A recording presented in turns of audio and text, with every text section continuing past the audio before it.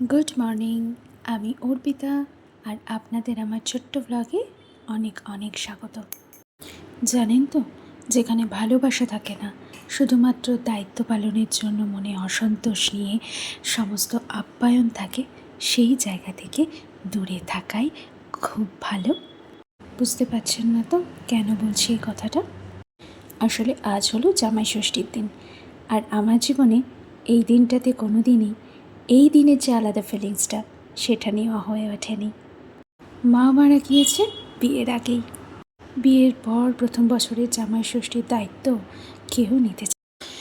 বাবার অনুরোধে প্রথম বছর জামাই ষষ্ঠীটা হলো ঠিক, কিন্তু গিয়েই বুঝেছিলাম আমাদের এই আপ্যায়নের জন্য তারা মোটেও প্রস্তুত নয় এবং তারা সেটাকে ভালো মনে নিচ্ছে না। জাস্ট প্রথম বছর বলে দায়িত্ববোধটুকু পালন করছে।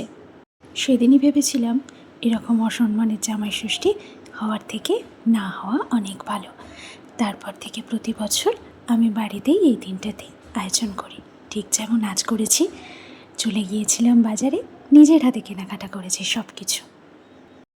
সকালের মেনুতে রান্না করেছিলাম লুচি, স্যালাড, মিষ্টি আর ঘুগনি। সবই ছিল বাবার জামাই এবং আদরের দাদু ভাইয়ের পছন্দের। ছেলের মনে একটা কষ্ট আছে যে সবাই জামাই ষষ্ঠীতে যায়, কিন্তু আমরা কেন যাই না, তাই আমরা বাড়িতেই সেলিব্রেট করি। দুপুরের মেনুতে ছিল দেশি মুরগির ঝোল, যেটা ওরাই খেতে চেয়েছিল।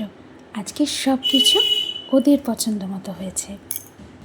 পঞ্চমার্জন দিয়ে খাওয়া আমাদের বাড়ির কেউই পছন্দ করে না, তাই যে যেটুকু পছন্দ করে তাকে সেটুকু দিয়েই আমি আনন্দে দিতে চেয়েছি।